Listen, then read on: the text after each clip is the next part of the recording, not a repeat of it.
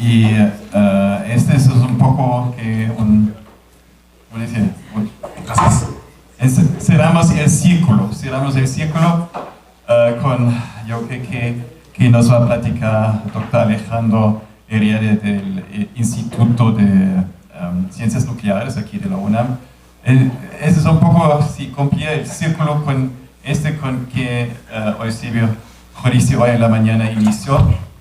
Aspectos de química prebiótica, cuestiones como generar excesos enantioméricos, efectos quizás de campos magnéticos, etc., ¿no? Yo creo que esa es una cierta variedad que Alejandro nos va a presentar. Ok, adelante. Sí. Bueno, pues gracias por el interés y también muchísimas gracias a los organizadores, a Penélope, al doc Germinal Cocho, a Tomás y a Hugo. También quisiera agradecer a los compañeros de la Facultad de Ciencias TV que están por acá, que han hecho un gran esfuerzo para transmitir los trabajos que hemos estado realizando, no solo de la Facultad de Ciencias, sino muchos otros, con algunos problemas en presupuesto y de organización que a mi parecer no tienen que ver con la organización interna de Ciencias TV, pero que sería importante también apoyarlos a ellos, ¿no? Entonces vamos a hablar un poco sobre las perspectivas en quiralidad y racemización en el Laboratorio de Evolución Química del Instituto de Ciencias Nucleares, de nuestra máxima casa de estudios. Y esta palabra de perspectivas tiene que ver con la visión que tenemos en el estudio de algunas líneas de investigación, de algunos objetos con los que estamos trabajando, y estamos transformándolos a partir de utilizar radiación ionizante en nuestro irradiador, ¿no? Entonces, supongo que se preguntarán qué hacen unas conchas y Edgar Allan Poe aquí. Bueno, pues resulta que viendo un libro de Stephen Jay Gould, que se llama algo así en traducción como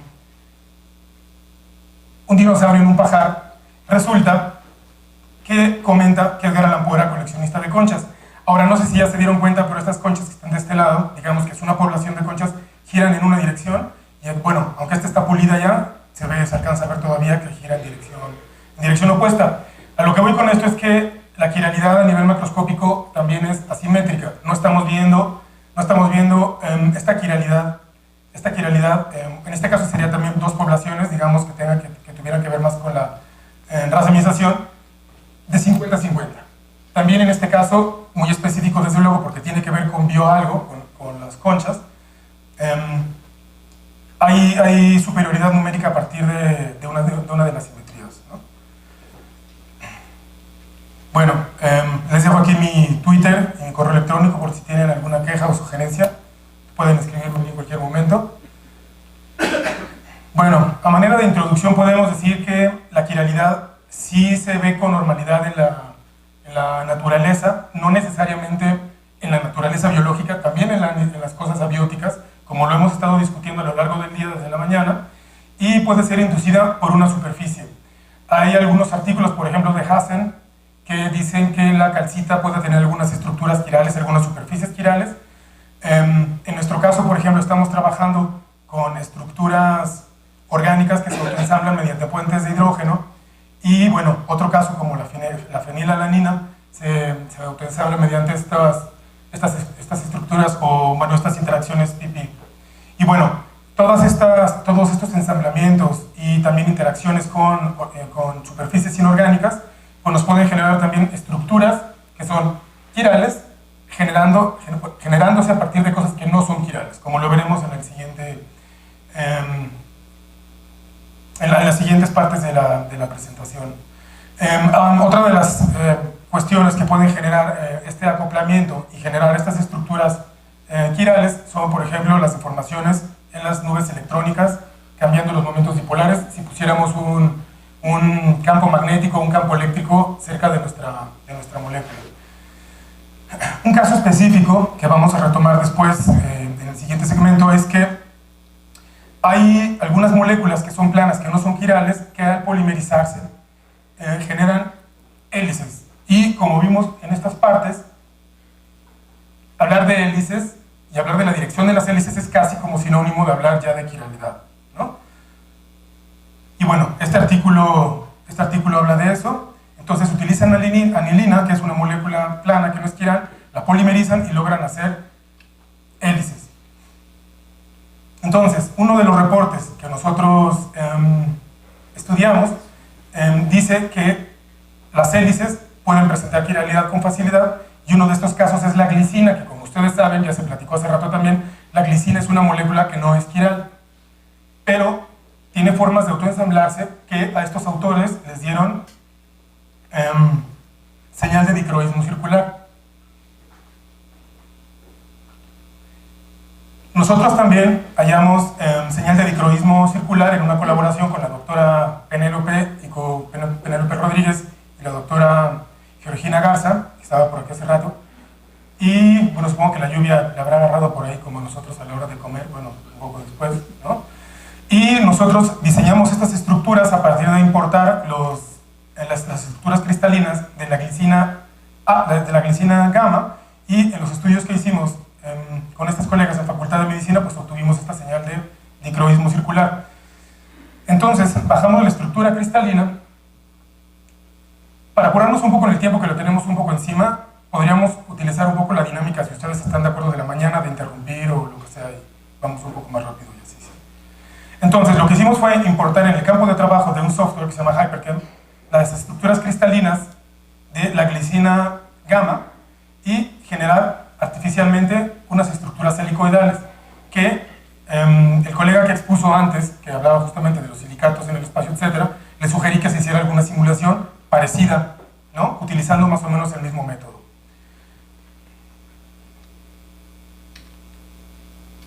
Entonces, hablaba, por ejemplo, de las simetrías quirales de las manos, ¿no? De la simetría especular que tiene una mano con respecto a la otra. Eso, digamos, que es en la parte como más externa. La pregunta que yo les haría a ustedes es, ¿la estructura de las venas, por ejemplo, o la estructura de los músculos es igual en ambas manos, en la mano izquierda o en la mano derecha? Lo que nosotros hicimos aquí, en estas mismas estructuras, fue generar los mapas de potencial electrostático, que quiere decir más o menos la distribución de electrones. La parte rosa o magenta, o como se llama esta cosa, es negativa y esta otra es positiva. Y lo que vemos es que, en general, más o menos sí se aprecia como esta simetría especular, ¿no? Pero hay algunas partes, digamos, estas partes de aquí arriba sí difieren de esta, ¿no? Otra de las partes, por ejemplo, este globito de carga negativa, difiere un poco de este. Una cosa que es todavía más cambiante, a pesar de que tiene la simetría especular, son estos puntos, ¿no? Aquí tiene muchísima más negatividad que acá. ¿Cómo hicimos este modelo? Bueno, pues tomamos esta estructura, como comentaba antes, de la celda unidad de la glicina gamma, y simplemente le dijimos al programa, haz la reflexión. Es decir, no reconstruimos este autoensamblamiento. Bueno, esta cosa no está unida, estas moléculas no están unidas covalentemente, están unidas por puentes de hidrógeno. Entonces, estamos simulando la parte cristalina, ¿no? Nada más le dijimos al programa, genérame la simetría especular de lo que tengo acá, y entonces lo hizo. Solamente que los mapas de potencial electrostático sí me salen diferentes.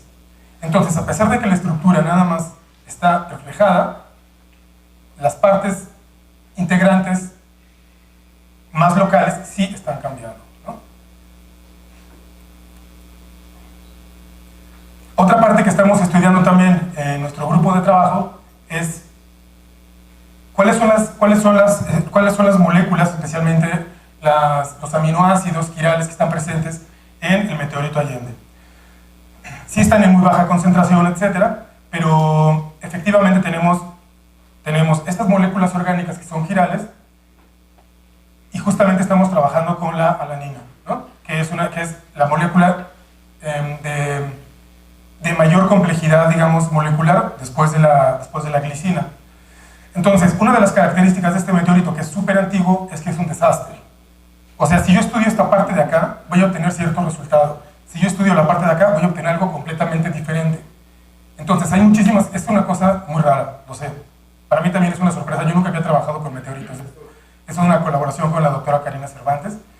Y, bueno, pues resulta que es un caos, ¿no? Es un lío trabajar con este meteorito. Esta imagen es de Wikipedia, pero nosotros tenemos algunos otros estudios en donde, bueno, tenemos ya algunos resultados preliminares y sabiendo que hay aminoácidos en la matriz inorgánico, entre ellos la alanina, que es quiral, entonces estamos buscando analizar mediante las simulaciones computacionales cuáles son las posibles interacciones entre un mineral que sea muy común en esta roca y que nos pueda dar algún indicio de qué está dándole dinamismo a esta parte orgánica o qué es lo que está estabilizando esta parte orgánica, que ha viajado miles de millones de años por ahí, ¿no?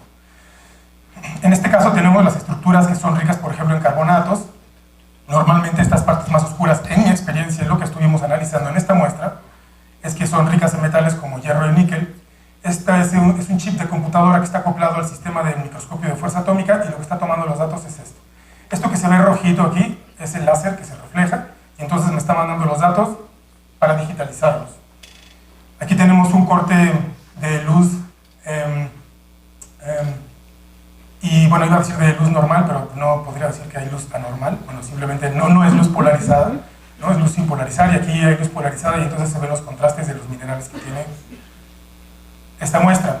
Esta muestra fue pulida a espejo, es decir, que se pueden conseguir, los que trabajan con microscopía de transmisión y hacen difracción de electrones, por ejemplo, saben que se tienen que hacer cortes muy finos, quizás de nanómetros, para obtener buenos datos de los sólidos cristalinos que se analizan, ¿no?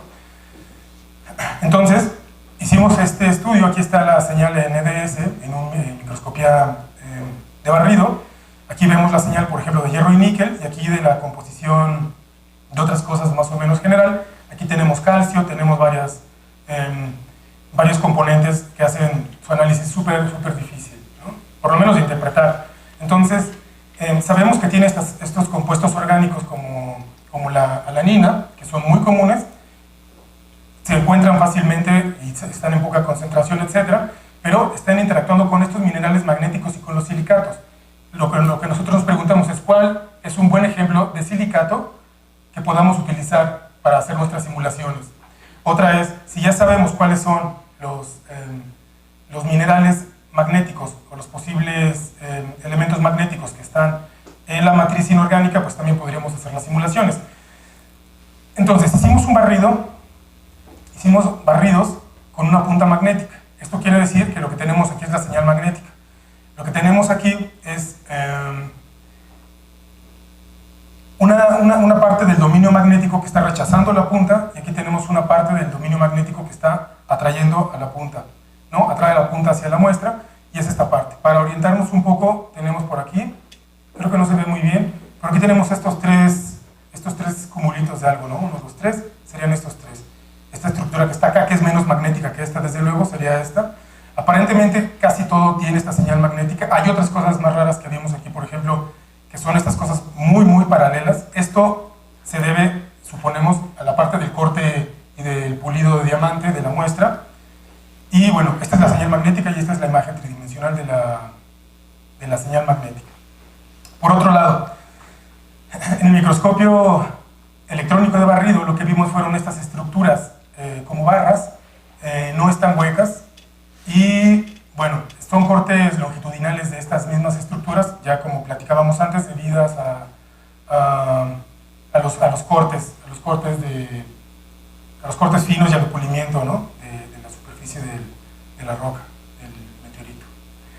Entonces, platicábamos que estos aminoácidos posiblemente están autoensamblados o están interactuando de alguna forma con estos minerales magnéticos y con los silicatos, pero no son aminoácidos ricos en L, como pasa en la naturaleza biológica, como Héctor platicaba hace rato, por ejemplo, que no es 100% aminoácidos L nada más, estamos también utilizando los D para otras cosas. Bueno, pues en este caso sí sería muy parecido al 50 y 50, en el caso de estas rocas, de los meteoritos. A este proceso en biología, en que se pierde el aminoácido L y comienza a formarse una población nueva de aminoácidos D, se le llama racemización. Entonces hasta podemos utilizar esta transición de aminoácidos L a aminoácidos D, porque tienen diferentes tasas de cambio, para hacer fechamientos de cuando el bicho murió, ¿no? Entonces, una vez que estamos muertos, comienza esta transición de L a D, ¿no? Entonces, va a terminar siendo 50% L y 50% D normalmente. Este es uno de los modelos, por ejemplo, en donde tenemos nuestra olivina, un silicato muy común en el medio interestelar y también en la Tierra, especialmente en el manto, me parece, y aquí tenemos nuestras alaninas interactuando con las superficies de este mineral.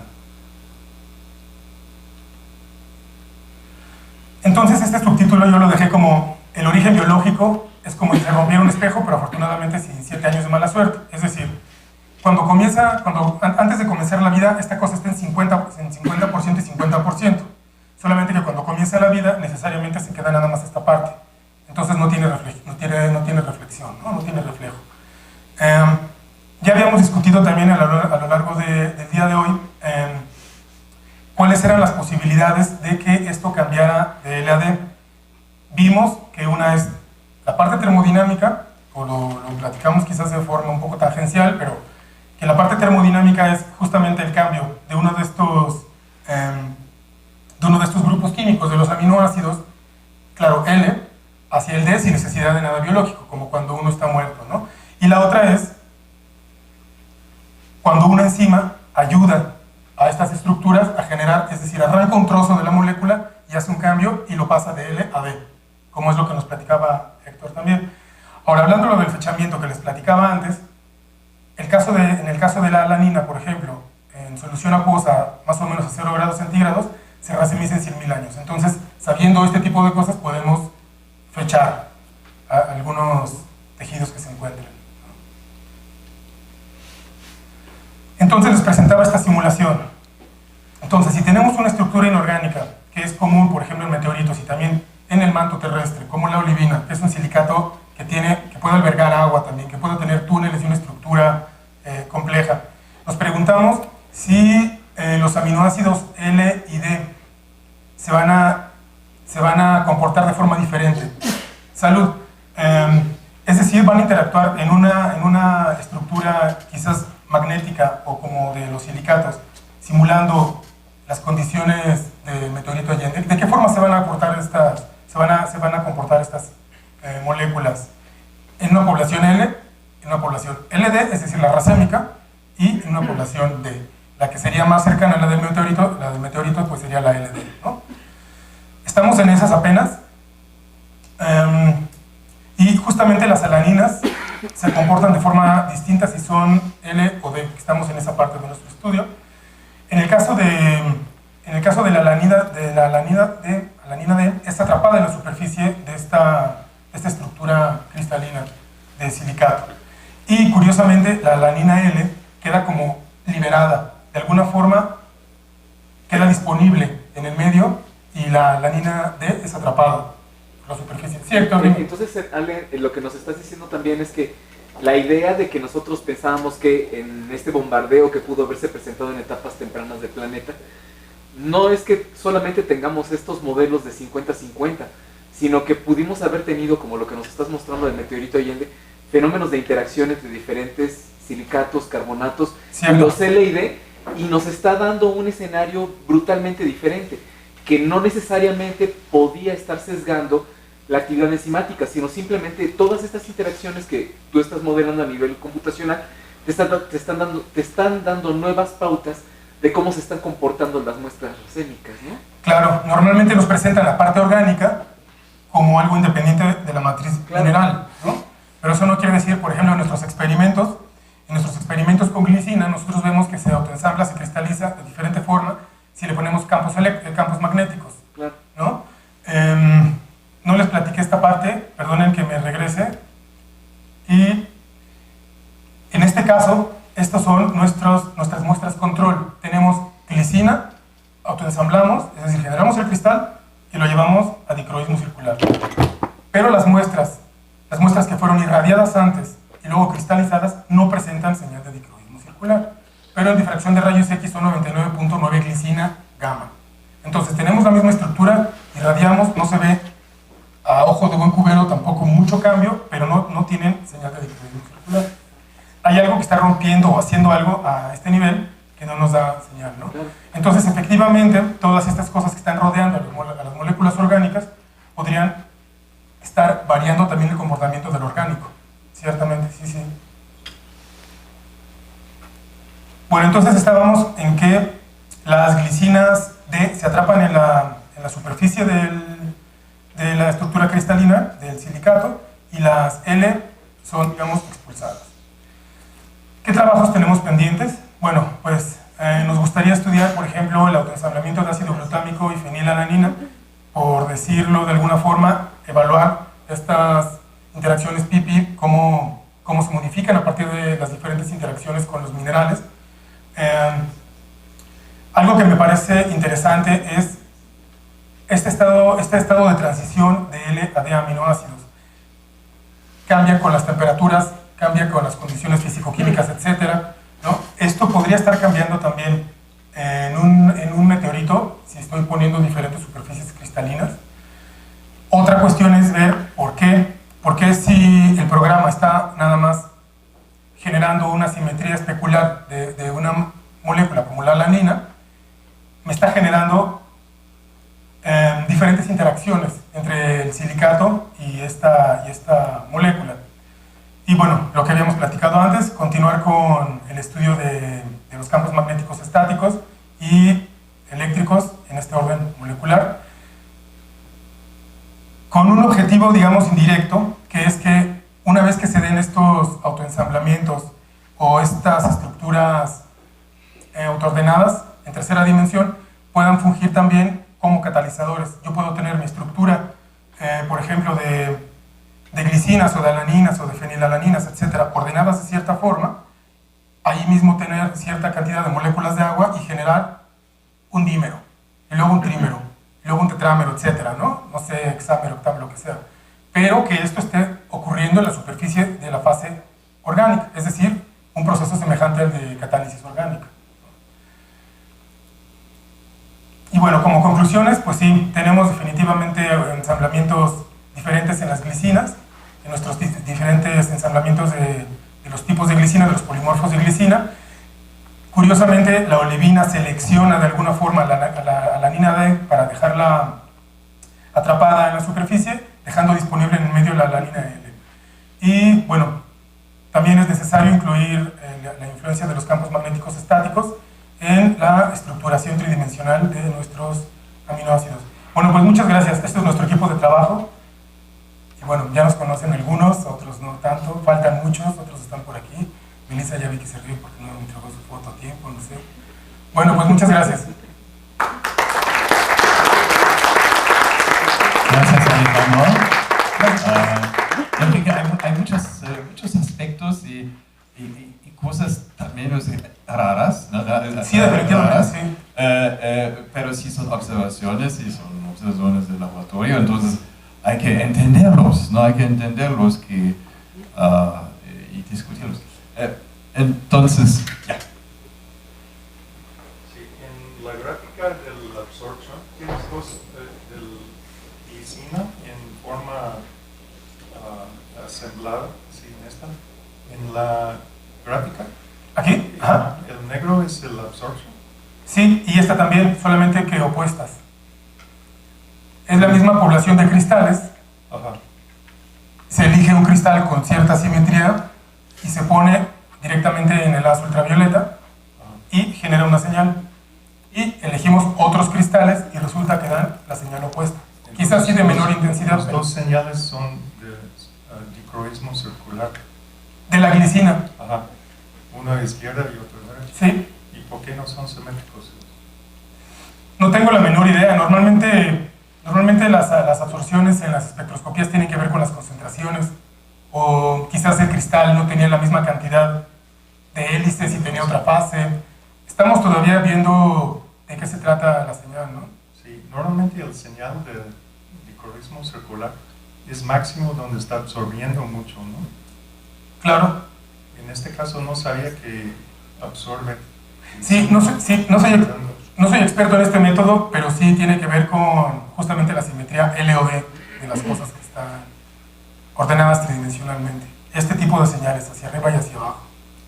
Sí, porque ese es en el rango VC, donde absorben los aminoácidos aromáticos, pero glicina no creo que absorbe.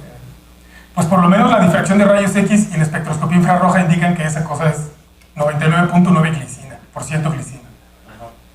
Sí, eso, bueno, después de la irradiada, después de irradiar, pero bueno, la que está irradiada no presenta señal de dicroismo circular, pero la que está irradiada tiene una coloración algo amarillenta, rojiza, algo así, pero no es este caso son los controles. Pero sí, pero sí existe el reporte. Sí existe el reporte de que la glicina, sin hacerle nada, ensamblada, en su polimorfo gamma, tiene señal de dicroismo circular. O sea, no somos los únicos, no hay muchos artículos, pero sí existen, ¿no? Pero sí es buena pregunta, ¿cómo están interactuando estas cosas para dar señal, una señal que no deberían dar? Sí, al contrario.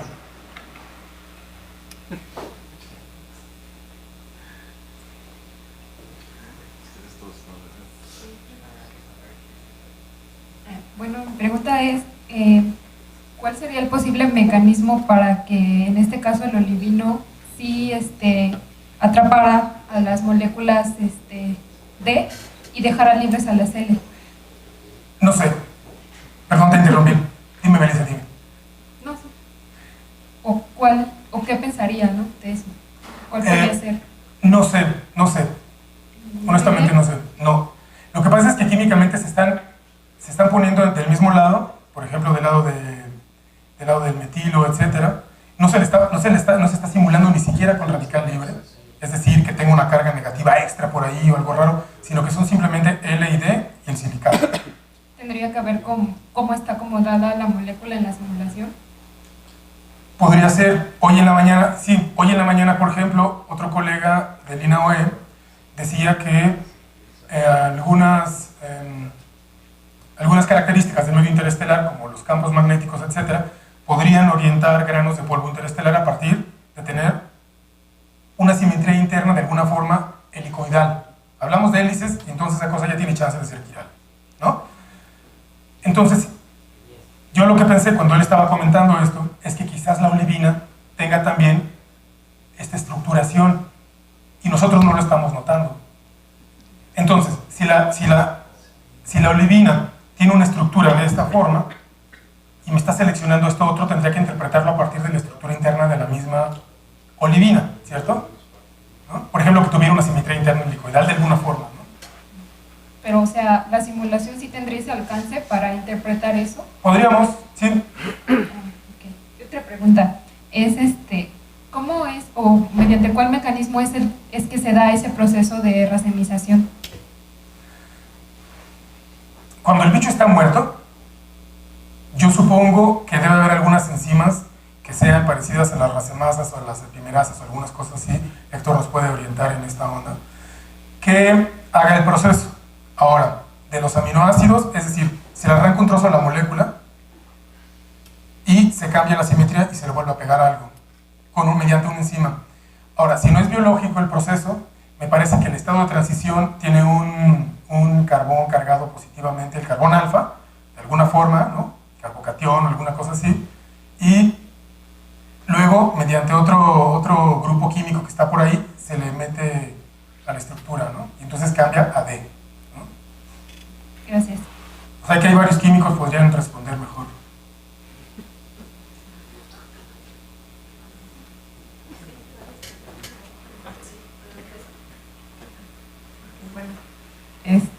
Pero bueno, podemos ir ahora allá, ¿no?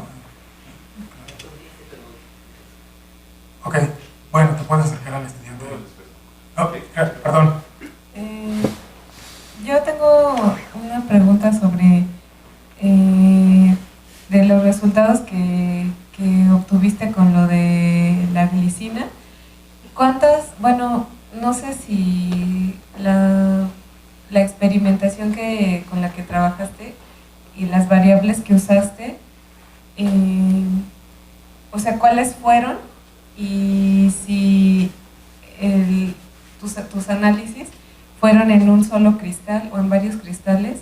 Y bueno, yo supongo que porque más o menos conozco cómo son los estudios y tus objetivos.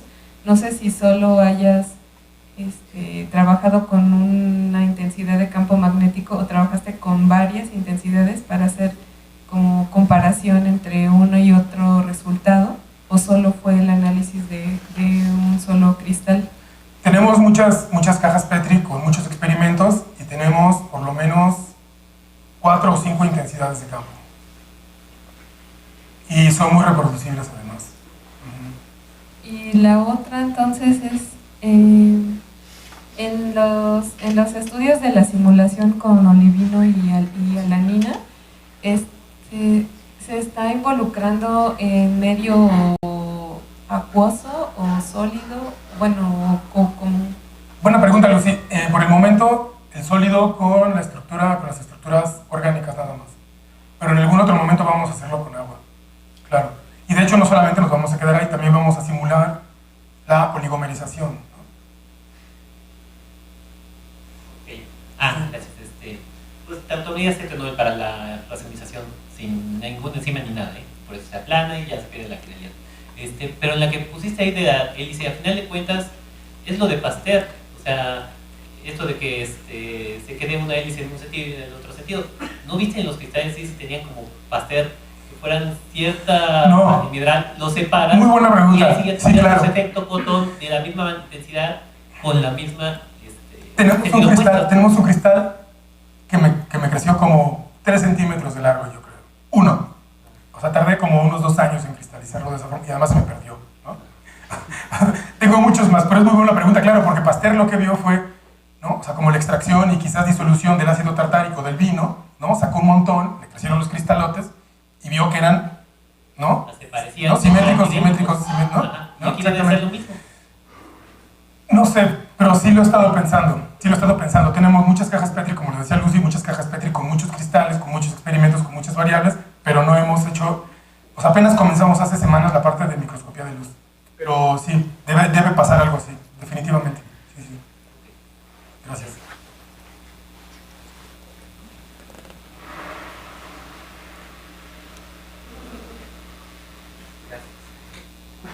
Respecto a la glicina otra vez, solo una pregunta. Sí. Dices que pierde la señal cuando es irradiada. ¿Irradiada con qué? Con radiación gamma. Ok. Y eso lo que provoca en la glicina es que... Hay muchos tipos de radicales, pero si tienes en la mente la imagen de la glicina, lo que hace es arrancarle un hidrógeno al carbón alfa. Ok. ¿No? Normalmente. O sea, hay varios, pero ese es como el más común. Ok. ¿No? Entonces, pero es que además está autoensamblada, está cristalizada en agua. O sea que debería perder ese radical libre, ¿no? Según las enseñanzas de la doctora Negrón, que anda por aquí también, ¿no? Entonces, lo que vemos es que se forman cristales muy parecidos, pero ya sin señal, ¿no? Pero en espectroscopía infrarroja y en rayos X se ven muy parecidos, las irradiadas y las no irradiadas. La única diferencia que hemos encontrado es el microísmo circular. Y la coloración esa medio amarillenta, ¿no? de los cristales. Gracias.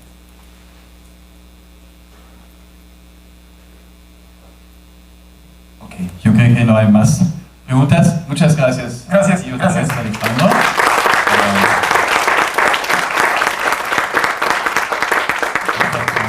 Muchas gracias, Tomás. Con eso se terminó para hoy esta serie de pláticas interesantes, yo pienso, para pensar. Y ahora voy a dar la palabra